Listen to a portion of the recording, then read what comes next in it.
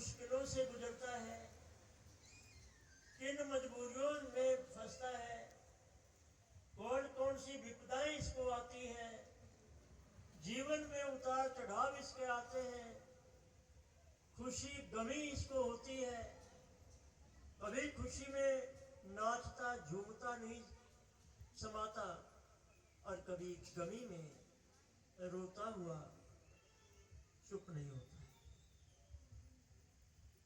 ये जन्म से मौत तक का जो है बीच की यात्रा, कभी ये राजा बन जाता है, कभी ये भिखारी बन जाता है, कभी बहुत मान सम्मान पाकर ऊंचे स्थान की पदवी प्राप्त कर लेता है, तो कभी अपमानित होकर इस संसार के कदमों में रुल जाता है। इस यात्रा के दौरान, ये यात्रा ही तो है, जीवन की यात्रा है, हमारी मनुष्य जीवन की यात्रा है, ये जन्म से मौत तक।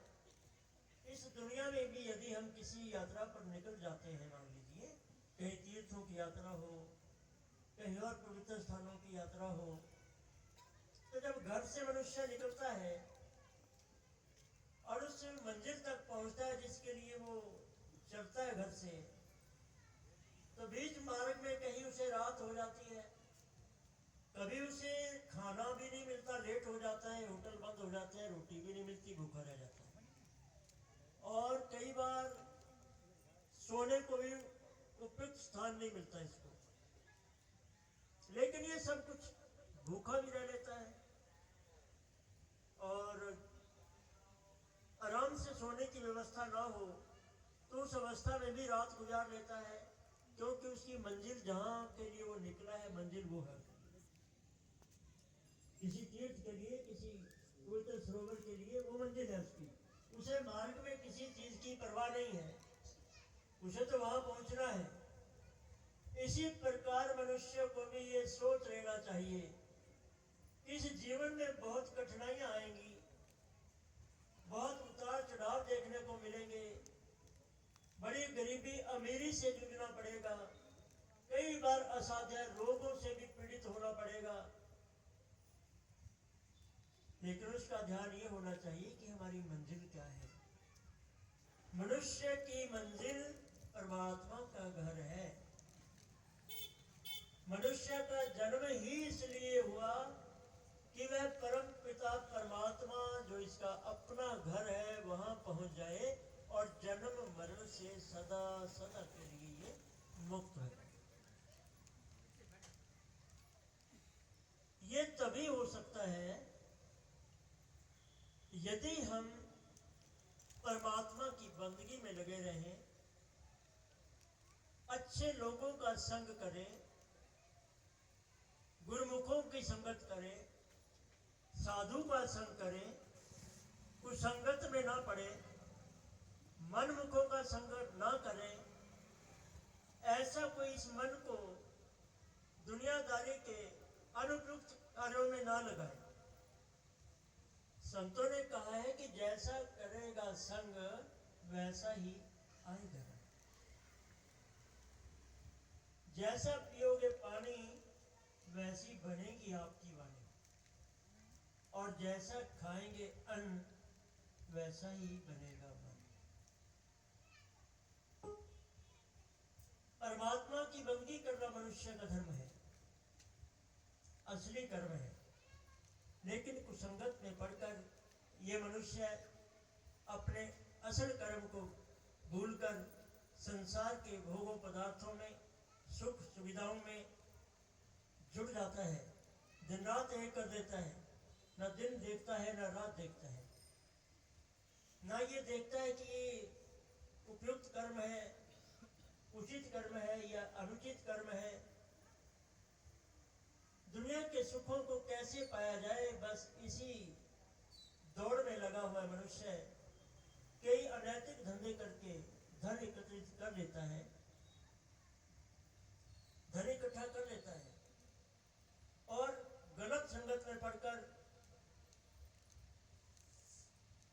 अनुचित कर्म करने में लग जाता है, नशे इत्यादि में पड़ जाता है, वर्तमान में सबसे ज्यादा चिंताजनक बात यह है कि हमारी युवा पीढ़ी कुसंगत में पड़कर नशों में इतनी लीन हो गई है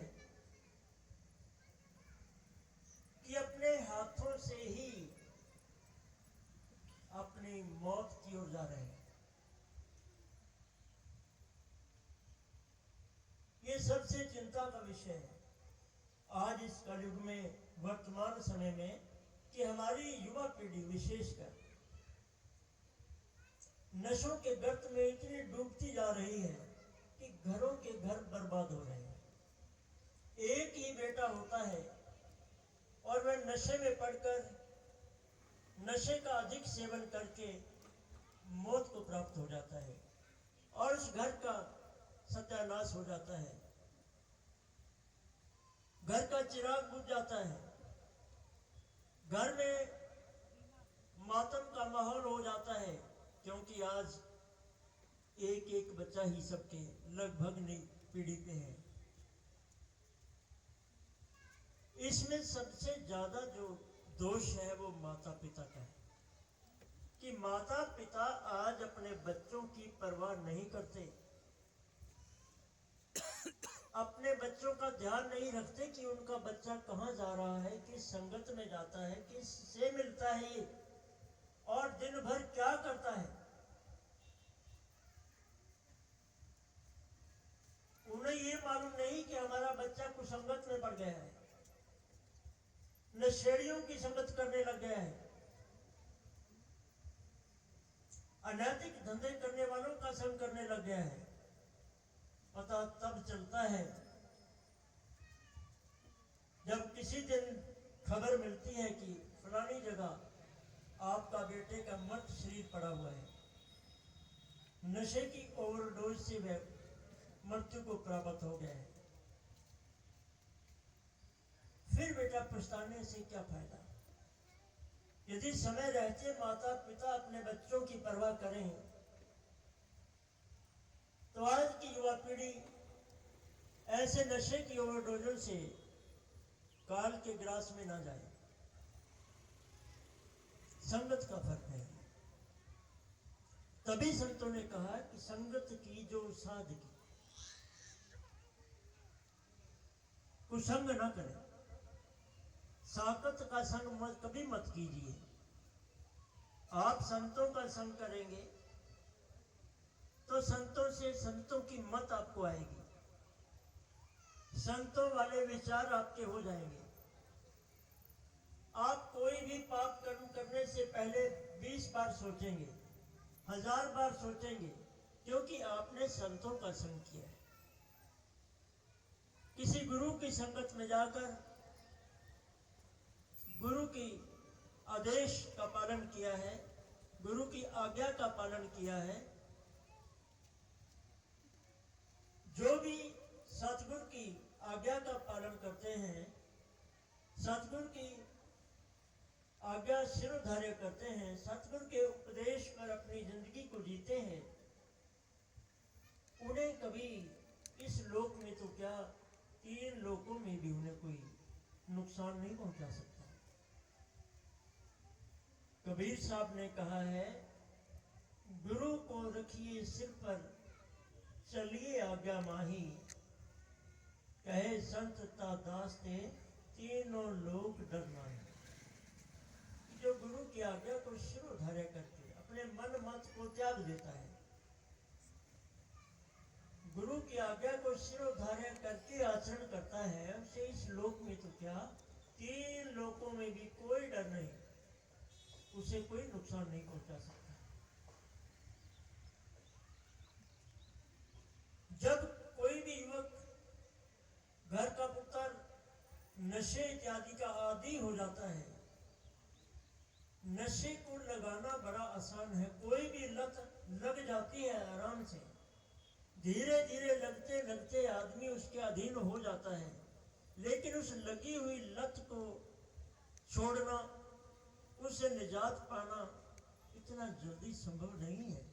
फिर माता पिता, भागते हैं कभी धागे ताबीज वालों के पास, कभी डॉक्टर्स के पास, कभी किसी सिद्धि वाले के पास, कभी पीरों की मजाक पर, न जाने कहां कहां अंधविश्वासों में कि हमारा बेटा इस गंदी लत को त्याग ले।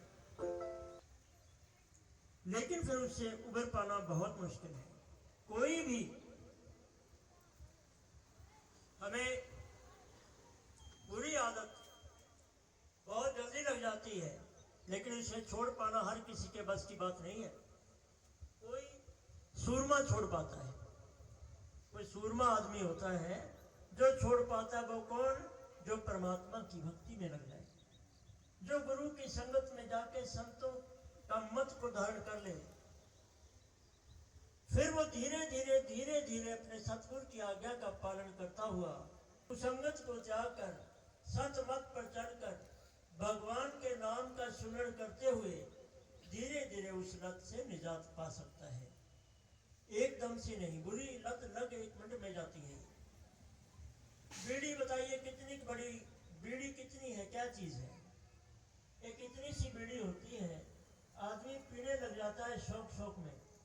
कभी 1 बीड़ी पीता है, फिर 2 पीने लगता है, फिर 4 पीने लगता है, फिर बंडल पीने लगता है, फिर 2-4 बंडल पीना शुरू कर देता है। लेकिन इतनी सी बीड़ी उसे छोड़नी बहुत मुश्किल होती है, छूटती नहीं। फिर आदी हो गया उसका, वो उसके शरीर में वो आदत बन गई, उसको लग तो गई लेकिन छूटेगी बहुत मुश्किल। जैसे सफेद कपड़े के ऊपर दाग तो सहजता में लगता है, लेकिन उस दाग को छुड़ाने में बहुत मेहनत करनी पड़ती है, तब जाके वो कपड़ा फिर साफ होता है। साफ फिर भी नहीं होता, थोड़ा बहुत फिर भी रह ही जाता है। इसी तरह ये आत्मा भी एक साफ कपड़े की तरह है, शुद्ध आत्मा है ये, जो हमारे सबके अंदर ताकत है, जिस ताकत की वजह से हम जीवित हैं, जो ताकत हमें दिखाती है, सुनाती है, बुलाती है, चलाती है, वो ताकत एक शुद्ध आत्मा है। जब हम बच्चे थे, माता पिता के माँ के गर्भ से जन्म लिया, उस वक्त ये आत्मा बिल्कुल शुद्ध और साफ ही थी। इसमें जरा सा भी फेरबदल, कुछ भी नहीं, विकार नहीं थे, कोई दाग नहीं था इसमें। पर जैसे जैसे आयु बढ़ती गई, उसी तरह इसके अंदर मैल जमा होता गया। कभी काम का मैल, कभी लोभ का मैल, कभी अहंकार का मैल, कभी क्रोध का मैल, कभी ईर्ष्या द्वेष का मैल, कभी मोह ममता का मैल, कभी ठगी बेईमानी चोरी का मैल, कभी निंदा चुगली का मैल। ये आत्मा जो शुद्ध आत्मा थी बिल्कुल गंदी हो गई। जितना जितना ये मनुष्य इस संसार में समझदार होता गया, वास्तव में अंदर से उतना ही मैला होता गया। बाहर से लगने लगा बहुत समझदार है, बहुत बुद्धिमान है, लेकिन अंदर से उतना ही बेकार होता गया। संतों के पास जाता है, मंदिरों में जाता है, तीर्थों की यात्राएं कर लेता है, बड़ी बड़ी सिद्ध पीठों पर जाता है, बहुत पवित्र सरोवरों में, नदियों में स्नान कर लेता है, लेकिन अंदर का जो कालिश है वो नहीं जाती, अंदर की मैल